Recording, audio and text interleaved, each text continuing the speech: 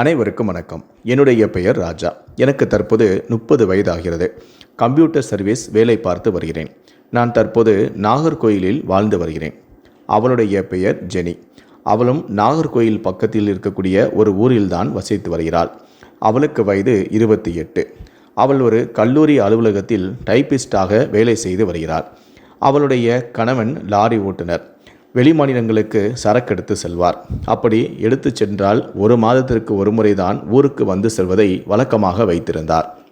அவளை எனக்கு என் அண்ணனின் பையனை அந்த கல்லூரியில் சேர்க்க சென்றபோதுதான் அவளை நான் முதலில் பார்த்தேன். எனது அண்ணனின் பையன் மார்க் ரொம்ப குறைவு. எனவே அவன் கேட்ட பாடம் கிடைக்கவில்லை. ஆகவே என்ன செய்யலாம் என்று அலுவலகத்தின் வெளியே உள்ள ஒரு பெஞ்சில் உட்கார்ந்திருந்த போதுதான் அவள் தானாகவே எங்களிடம் வந்து பேசினாள். அவள் நாளை வந்து என்னை பார்க்குமாறும் மற்ற விவரங்களை கேட்டு எங்களை அனுப்பியும் வைத்தாள். அடுத்த நாள் காலையில் கல்லூரிக்கு சென்று அவளை பார்த்ததும் என்னிடம் அந்த பாடம் கிடைத்துவிட்டது என கூறி ஃபீஸ் கட்ட சொல்லி உள்ளே சென்று வந்து பணம் பெற்றுக்கொண்டு ஃபீஸையும் கட்டி வெளியே வந்தாள். நானும் எனது அண்ணனின் மகனும் அவளுக்கு நன்றி சொல்லி அவளிடம் ஃபோன் நம்பரையும் பெற்று வந்தேன். இரவு நான் அவளுக்கு ஃபோன் பண்ணி நன்றியும் சொன்னேன். அவளும் சரி என சொன்னாள். இப்படியே ஃபோனில் பேசி பிறகு நாங்கள் இருவரும் வாட்ஸ்அப்பில் பேச ஆரம்பித்தோம். அப்போதுதான் அவள் என்னிடம் அவளுடைய குடும்பத்தை பற்றி சொன்னாள். அவளுடைய கணவன் லாரி டிரைவராக வேலை செய்வதாகவும் அடிக்கடி வெளிமாநிலங்களுக்கு சென்று விடுவதாகவும் மாதத்திற்கு ஒரு முறைதான் ஊருக்கே வருவதாகவும் கூறி வருத்தப்பட்டாள். இப்படி எங்களுடைய பேச்சு ஆரம்பமாகி அவளுடைய அனைத்து குடும்ப விஷயத்தையும் என்னிடம் கூறும் அளவுக்கு என்னுடன் நெருக்கமாக இருந்தாள். ஒரு நாள் அவள் என்னிடம், உன்னை நான் முழுவதுமாக நம்பியதால்தான் நான் என்னை பற்றி அனைத்து உண்மைகளையும் உன்னிடம் சொல்கிறேன் எனவும் கூறினாள். திருமணமான புதிதில் என்னுடைய வாழ்க்கையும் ரொம்ப சந்தோஷமாக தான் சென்றது. என் கணவன் உள்ளூரில்தான் லாரியை ஓட்டி கொண்டும் இருந்தார். நானும் என் கணவனும் தினமும் சந்தோஷமாக இருப்போம். இதனால் நானும் கர்ப்பமானேன். நான் கர்ப்பமான பிறகு என்னை அவர் நன்றாக கவனித்தும் கொண்டார். ஆனால் குழந்தை பிறந்து வளர்ந்த பிறகு அவர் என்னை தொடுவதை குறைத்தும் கொண்டார். இப்போதெல்லாம் அவர் மாதத்திற்கு வரக்கூடிய அந்த ஒரு நாள் மட்டுமே என்னுடன் தனிமையில் இருந்து வருகிறார். எனக்கு இதனால் இந்த வாழ்க்கை பிடிக்கவில்லை எனவும் எனக்கு இது ரொம்ப கஷ்டமாக உள்ளது எனவும் கூறி வருத்தப்பட்டாள். ஒரு நாள் அவளுடைய குடும்பத்தில் ஒருவரின் கல்யாணத்திற்கு மார்த்தாண்டம் செல்ல வேண்டும், நீ என்னை அழைத்து செல்வாயா எனவும் கேட்டாள். எனது பையன் ஸ்கூல் முடிந்து என்னுடைய அம்மா அழைத்து செல்வார்கள், நீயும் நானும் தான் செல்ல வேண்டும் என கூறி காலை 10 மணிக்கு நான் பஸ் ஸ்டாண்டு வருவேன் என்று என்னை அழைத்து செல் எனவும் கூறினாள். நானும் காலை ஆஃபீஸில் லீவு சொல்லிவிட்டு அவளை அழைத்து மார்த்தாண்டத்தில் கல்யாண மண்டபம் சென்றோம். எல்லோரிடமும் என்னை மாமா பையன் என என்னை அறிமுகப்படுத்தினாள்.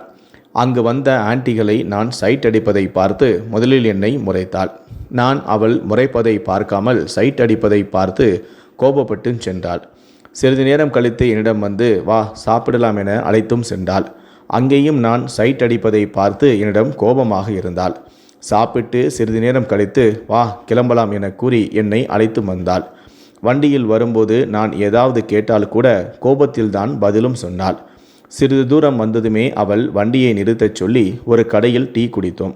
அப்போது அவள் என்னிடம், நான் இருக்கும்போது வேறு ஒருத்தியை நீ சைட் அடிக்கிற என கூறி கோபத்தில் என்னை அடித்தாள். அப்புறம் வண்டியில் வரும்போதும் என்னை தவிர வேறு யாரையும் நீ சைட் அடித்த உன்னை கொன்னுடுவேன்னு என்று செல்லமாக என்னை திட்டினாள். வீடு வந்ததுமே அவள் என்னை உள்ளே அழைத்து உட்காரச் சொல்லி அவள் போய் ட்ரெஸ்ஸை எல்லாம் மாற்றிவிட்டு வந்து என் பக்கத்தில் உட்கார்ந்து என்னை கட்டி பிடித்து எனக்கு ஒரு முத்தம் கொடுத்தாள். அவளுக்கு என்னை பிடித்திருக்குது என்பதை புரிந்து கொண்ட நான் அடுத்த கட்டத்துக்கு செல்ல முயன்றேன். ஆனால் அவளோ என்னை தடுத்துவிட்டு, இன்னைக்கு வேண்டாம், இன்னும் கொஞ்ச நேரத்திலேயே என் அம்மா என் மகனை அழைத்து வந்து விடுவாள், அதனால் இன்னொரு நான் சொல்கிறேன், அப்போது என்னுடைய வீட்டுக்கு வா என சொல்லிவிட்டாள். நானும் கிளம்பி என்னுடைய வீட்டுக்கு வர இரவு ஆனது. நானும் வீட்டுக்கு வந்து சேர்ந்த கொஞ்ச நேரத்திலேயே அவளிடமிருந்து ஃபோனும் வந்தது. வீட்டுக்கு போய் சேர்ந்து விட்டாயா எனவும் கேட்டாள். நானும் நல்லபடியாக வந்து சேர்ந்து விட்டேன். ஆனால் எனக்கு ரொம்ப வருத்தம், கை கேட்டியது வாய் கேட்டவில்லையே எனவும் கூறினேன். உடனே அவளோ, பொறு ஒரு நல்ல நாள் வரும், நல்ல சமயம் வரும், அதுவரை நீ காத்திரு என்று சொன்னாள். எதிர்பார்த்தது போலவே அந்த நாளும் வந்தது. ஃபோன் பண்ணி என்னுடைய மகனும் என் அம்மாவும் தூரத்து சொந்தக்காரங்க வீட்டுக்கு கல்யாணத்துக்கு போகிறாங்க, என்ன கூப்பிட்டாங்க, நான் எனக்கு வேலை இருக்குது, என்னால் வர முடியாதுன்னு சொல்லி அவங்கள மட்டும் அனுப்பி வைக்கிறேன், அதனால் வீட்டில் நான் மட்டும் தான் இருப்பேன், என் பையனும் இருக்க மாட்டான், அதனால் நீ என்னுடைய வீட்டுக்கு வா என அழைத்தாள். நானும் உன்னுடைய அம்மாவும் பையனும் கல்யாணத்துக்கு போயிட்டாங்களா, நான் நைட்டே வரவா எனவும் கேட்டேன். ஆனால் அவரோ இல்லை இல்லை, என் அம்மாவும் என் மகனும் நைட்டு செல்லவில்லை, விடிய காலையில் தான் செல்கிறார்கள், அதனால் நீ காலையில் வந்தால் போதும் என கூறிவிட்டாள். அதனால் காலை ஒரு 11 மணி அளவில் நான் அவளுக்கு ஃபோன் பண்ணி வரவா எனவும் கேட்டேன். அவளும் சீக்கிரமாக வாடா, ஏன் லேட் பண்ணுற, நான் தான் காலையிலே வா என சொல்லனே, சீக்கிரம் வர வேண்டியதானே என்னை திட்டினாள். நானும் சீக்கிரமாக என் பைக்கை எடுத்துக்கொண்டு நேராக அவளுடைய வீட்டுக்கு சென்றேன். அவள் வீட்டுக்கு சென்றதுமே காலிங் பெல்லை அழுத்த அவள் வந்து கதவை திறந்தாள். நான் அவளை பார்த்ததுமே எனக்கு ரொம்ப சந்தோஷம். ஏனென்றால் அவள் சாரியில் அன்று அவ்வளவு அழகாக இருந்தாள். மல்லிகை பூவையெல்லாம் வைத்து கொண்டு புது பெண் போல, முதல் இரவுக்கு தயாரான ஒரு பெண் போல எனக்காக காத்து கொண்டு இருந்தாள்.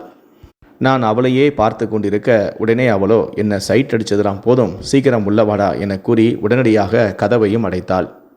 அவள் வீட்டுக்கு சென்றதுமே அவள் எனக்கு டீ தந்து சாப்பிடு என என் பக்கத்தில் அமர்ந்தாள். அந்த டீயை குடிக்கும்போது நானும் இனிப்பு கம்மியாக இருக்கிறதே என்று சொன்னேன். அப்படியா, சரி இரு, நான் எடுத்து வருகிறேன் என எழுந்தாள். நானால் எழுந்தும்போது அவளுடைய கையை பிடித்து இழுத்து, எனக்கு தேவையான சுகர் எங்கு இருக்கிறது எனக்கு தெரியும், நானே எடுத்துக் கொள்கிறேன் என சொல்லிவிட்டு அவளுடைய உதட்டில் நான் ஒரு முத்தம் கொடுத்தேன். அதன் பிறகு அவளும் எனக்கு முத்தம் கொடுத்தாள். அதன் பிறகு அவள் என்னை அழைத்து படுக்கை அறைக்கு சென்றாள். நான் எதற்காக இங்கு வந்தேனோ, அவள் எதற்காக என்னை இன்று காலையிலேயே அழைத்தாலோ, அது அன்று எங்களுக்குள் நடக்க ஆரம்பித்தது. அவளுடைய கணவனும் பிள்ளையும் இல்லாத சமயங்களில் நானும் அவளும் ஒன்றாக உல்லாசம் அனுபவிக்க ஆரம்பித்தோம். அன்று முழுவதும் நான் அவளுடைய வீட்டிலேயே தங்கிவிட்டேன். மறுநாள் காலையில்தான் நான் என்னுடைய வீட்டுக்கு கிளம்பி வந்தேன். நான் கிளம்பி வரும்போது என்னுடைய பல நாள் இயக்கம் இன்று ஒரே நாளில் தீர்ந்துவிட்டது என்றும், நான் திருமணமான புதிதில் எப்படி சந்தோஷமாக இருந்தேனோ அப்படி இன்று நான் சந்தோஷமாக உன்னுடன் இருந்தேன், அதில் எனக்கு மிக்க மகிழ்ச்சி எனவும் என்னிடம் கூறினாள். அந்த நாள் பிறகு எனக்கும் அவளுக்கும் நெருக்கம் அதிகமானது. வாய்ப்புகள் கிடைக்கும் போதெல்லாம் நானும் அவளும் உல்லாசமாக இருக்க ஆரம்பித்தோம். மற்ற நேரங்களில் நாங்கள் இருவரும் அடிக்கடி செல்போனில் பேசி எங்களுடைய கள்ளக்காதலையும் வளர்த்து வந்தோம். இப்படியே பல மாதங்கள் எங்களுடைய கள்ளக்காதல் தொடர்ந்தது. சில நேரங்களில் அவளுடைய கணவன் வெளிமாநிலங்களிலிருந்து அவளுக்கு ஃபோன் செய்யும் போது கூட அவளுடைய செல்போன் பிஸி என வந்தது. அப்போது அவள் என்னிடம் பேசினாள். இதனால் அவளுடைய கணவனுக்கு தன்னுடைய மனைவியின் மீது சந்தேகம் ஏற்பட்டது. ஆரம்பத்தில் அவர் சில நேரங்களில் தன்னுடைய மனைவிக்கு ஃபோன் செய்வது உண்டு. ஆனால் அப்படி செய்யும் போதெல்லாம் உடனடியாக ஜெனி ஃபோனை எடுத்து பேசிவிடுவாள். ஆனால் இப்போது அவளுடைய செல்போனோ பிஸி என அடிக்கடி வருவதால் அவருக்கு சந்தேகமும் ஏற்பட்டது. இதை அவர் வெளியே காட்டிக்கொள்ளாமல் தன்னுடைய மனைவியை அவர் ரகசியமாக கண்காணித்து கொண்டும் இருந்தார். தன்னுடைய மனைவி என்ன செய்கிறாள், அடிக்கடி பேசி யாரிடமாவது பேசுகிறாளா, செல்போனை அடிக்கடி பார்க்கிறாளா என்று தன்னுடைய மனைவியை ரகசியமாக நோட்டம் செய்யவும் ஆரம்பித்தார். அதே போலதான் ஜெனியும் நடந்து கொண்டாள். நாளடைவில் தன்னுடைய மனைவி யாருனோ தகாதொரு வைத்திருக்கிறாள் என்று அவருடைய கணவனுக்கு சந்தேகம் ஏற்பட ஆரம்பித்தது. அதன் பிறகு அவர் தன்னுடைய மனைவியை ரகசியமாக கண்காணிக்க எங்களுக்குள் இருந்த தகாத உறவை அவர் கண்டுபிடித்து விட்டார். எங்களுடைய தகாத உறவை கண்டுபிடித்த பிறகு அவள் ஜெனியுடன் அடிக்கடி சண்டையிடவும் ஆரம்பித்தார். அவர் விடுமுறைக்கு வரக்கூடிய அந்த 1-2 நாட்களில் கூட தன் மனைவியுடன் அடிக்கடி சண்டையிட ஆரம்பித்தார். சில நேரங்களில் அவளை அடித்து உதைத்து சித்திரவதையும் செய்ய ஆரம்பித்தார். இந்த விஷயத்தை ஜெனி என்னிடம் சொல்லி அழுவாள். என் கணவனுக்கு எல்லா விஷயமும் தெரிந்துவிட்டது. அவர் தினமும் என்னை அடித்து துன்புறுத்துகிறார். நல்ல வேளை அவர் வெளிமாநிலத்திற்கு வேலைக்கு சென்று விடுகிறார். இங்கே அவர் வேலை பார்த்து வந்தால் என்னை தினமும் அடித்து கொன்றே விடுவார். அவர் வரக்கூடிய அந்த 1-2 நாட்கள் கூட என்னால் அடியை தாங்க முடியவில்லை. நான் என்ன செய்வது என்று தெரியவில்லை. உன்னையும் என்னால் பிரிய முடியவில்லை என்று என்னிடம் சொல்லி அழுதாள்.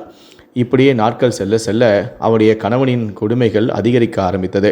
ஒரு கட்டத்தில் அவள் எனக்கு கணவனை வேண்டாம், நானும் சம்பாதிக்கிறேன், என் பிள்ளையை நானே வளர்த்து கொள்வேன், எனக்கு நீதான் வேண்டும், என் கணவனை ஏதாவது செய்துவிடு, நாம் இருவரும் அதன் பிறகு ஒன்றாக வாழலாம் எனவும் கூறினாள். எனக்கும் ஜெனியின் மீது இருந்த மோகத்தின் காரணமாக அவள் சொல்படி நானும் நடந்து கொண்டேன். அவளுடைய கணவனை கொலை செய்ய நானும் முடிவு செய்தேன். எப்படி கொலை செய்வதென நாங்கள் இருவரும் திட்டமிட்டோம். கூலிப்படையை வைத்து கொலை செய்யலாம் என்று நாங்கள் முதலில் யோசித்தோம். அதன் பிறகு கூலிப்படையை நாங்கள் அணுகும்போது அவர்கள் கேட்ட பணத்தை எங்களால் கொடுக்க முடியவில்லை. மிகப்பெரிய தொகையை அவர்கள் கேட்டார்கள். அதனால் அந்த விஷயத்தை நாங்கள் கைவிட்டு விட்டோம். அதன் பிறகு ஜெனியுடைய கணவனுக்கு தூக்க மாத்திரையை கொடுத்து தலையணையால் முகத்தை அழுத்தியோ அல்லது கயிறால் கழுத்தை இறுக்கியோ அவரை கொலை செய்யலாம் என முடிவு செய்தோம். ஆனால் அப்படி நாங்கள் தூக்க மாத்திரையை கொடுத்து கொலை செய்தாலோ அல்லது கயிற்றால் கழுத்தை இறுக்கி கொலை செய்தாலோ அவர் வீட்டில்தான் இறக்க நேரிடும். அப்படி அவர் வீட்டில் இறந்தால் கண்டிப்பாக பலருக்கும் சந்தேகம் ஏற்படும். போஸ்ட்மார்ட்டம் செய்யும்போது கண்டிப்பாக ஜெனி மாட்டி விடுவாள். அப்படி ஜெனி மாட்டினால் நானும் கூட சேர்ந்து மாட்டி விடுவேன் என நாங்கள் அந்த திட்டத்தையும் கைவிட்டோம். அதன் பிறகு எப்படி அவருடைய கணவனை கொலை செய்ய என நாங்கள் யோசனை செய்து கொண்டே இருந்தோம். அது மட்டுமல்ல, ஜெனியுடைய கணவனுக்கு மது அருந்தக்கூடிய பழக்கமும் இருந்தது. எங்களுடைய திட்டத்தை நிறைவேற்ற முடியாமல் ஜெனி பல நாட்களாக சித்திரவதைகளை அனுபவித்து கொண்டே இருந்தாள். ஒரு நாள் நாங்கள் எதிர்பாராத ஒரு சந்தர்ப்பம், ஒரு வாய்ப்பு எங்களுக்கு அமைந்தது. அதாவது ஒரு நாள் வழக்கம் போல ஜெனியுடைய கணவன் விடுமுறைக்கு ஊருக்கு வந்திருந்தார். அன்று அவரால் வீட்டுக்குள் தூங்க முடியவில்லை. பயங்கரமான புழுக்கமாக இருந்தது. இதனால் அவர் நான் வெளியே சென்று தூங்குகிறேன் தன்னுடைய மனைவியான ஜென்னியிடம் சொல்லிவிட்டு அவர் வீட்டு வாசலில் படுத்து தூங்கி கொண்டிருந்தார். இது ஒரு நல்ல சந்தர்ப்பமாகவும் நல்ல வாய்ப்பாகவும் இருக்கிறது என ஜெனி உடனடியாக எனக்கு ஃபோனும் செய்தாள். என் கணவன் தற்போது வெளியில் கட்டிலில் படுத்து தூங்குகிறார். அவரை வீட்டுக்குள் வைத்து கொலை செய்தால்தானே நாம் மாட்டிக்கொள்வோம். ஆனால் இன்று என் கணவனோ வெளியே தான் படுத்து தூங்குகிறார். அதனால் நீ அவரை கொன்றுவிட்டு சென்றுவிடு. நான் எனக்கு தெரியாது, யாரோ மறுவனவர் அவரை கொலை செய்து விட்டார் என நான் நாடகமாடுவேன் என்று ஜெனி என்னிடம் சொன்னாள். நானும் இது நல்ல ஐடியாவாக இருக்கிறது என்று சொல்லி உடனடியாக என்னுடைய இருசக்கர வாகனத்தை எடுத்துக்கொண்டு ஜெனியுடைய வீட்டிற்கு சென்றேன். போகும்போதே நல்ல கூர்மையான ஒரு கத்தியையும் எடுத்து சென்றேன். நாங்கள் எதிர்பார்த்தது போலவே ஜெனியுடைய கணவன் வாசலில் கட்டிலை போட்டு நல்ல அசந்து தூங்கி கொண்டிருந்தார். இந்த வாய்ப்பை நாங்கள் நழுவக்கூடாது என முடிவும் செய்தோம். அதனால் ஒருவேளை நான் அவரை கொலை செய்யும் போது அவர் முழித்தாலோ அல்லது அவர் சத்தமிட்டாலோ அதை தடுப்பதற்காக ஜெனியும் எனக்காக வாசலில் காத்திருந்தாள். அக்கம் பக்கத்திலெல்லாம் நோட்டமிட்டோம். ஆட்கள் நடமாட்டமே இல்லை. அதன் பிறகு நானும் ஜெனியும் சேர்ந்து அவரை கொலை செய்ய முடிவு செய்தோம். ஜெனி தயாராக ஒரு துண்டை கொண்டு வந்தாள். அவருடைய கணவனின் வாயை இறுக்கமாக அந்த துணியை வைத்து கட்டினாள். நானும் உடனடியாக என் கையில் இருந்த கத்தியை எடுத்து அவருடைய கழுத்தை அறுத்து விட்டேன். இதனால் அவரால் சத்தமிட்டு கத்த முடியவில்லை. அவர் துடித்தார்.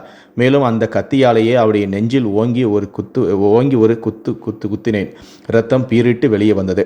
அதன் பிறகு அவர் உயிர் போகும் வரை அந்த துணியை நாங்கள் இறுக்கமாக பிடித்து கொண்டோம். அவர் சத்தம் போடக்கூடாது என்பதற்காக.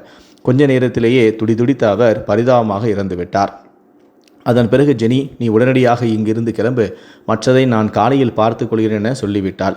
நான் அங்கிருந்து சென்ற கொஞ்ச நேரத்திலேயே நாங்கள் பயன்படுத்திய அந்த துண்டு யாருக்கும் கிடைக்கக்கூடாது, அதுவே ஆதாரமாக கிடைத்துவிடும் என்பதால் அந்த துண்டின் மீது மண்ணெண்ணெயை ஊற்றி அவள் எரித்து அதை சாம்பலாக்கி அது கிடைக்காதபடி செய்தும் விட்டாள். அதன் பிறகு ஒன்றும் தெரியாதது போல அவள் வீட்டுக்குள் சென்று தூங்கியும் விட்டாள். விடிய காலை யாராவது எழுந்து தன்னுடைய கணவனை பார்த்து கத்துவார்கள். அதன் பிறகு நாம் எழுந்து செல்லலாம் என அவள் வீட்டுக்குள்ளேயே முழித்திருந்தாலும் கூட காத்திருந்தாள். அவள் எதிர்பார்த்தது போலவே அக்கம் பக்கத்தில் ஆட்கள் நடமாட்டம் வர அதில் ஒருவர் ஜெனியுடைய கணவனின் நிலையை பார்த்து அதிர்ச்சியாகி அவர் கத்தி கூச்சலிட அக்கம் பக்கத்தில் உள்ளவர்களெல்லாம் ஓடி வந்தார்கள்.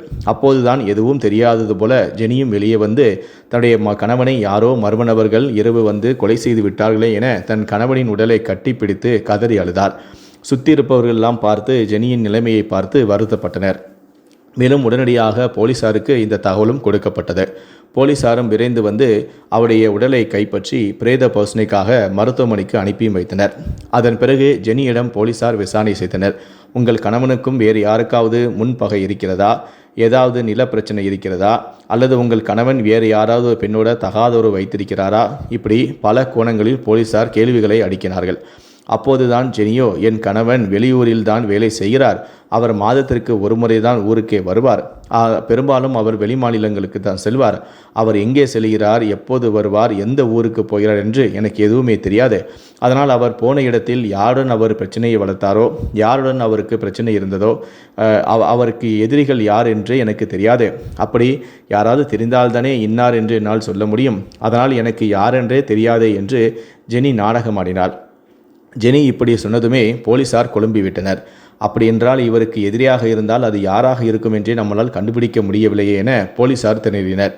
அதன் பிறகு என்ன செய்வதென்று தெரியாமல் போலீசார் அக்கம்பக்கத்தில் உள்ளவர்களிடம் விசாரணையை மேற்கொண்டனர்.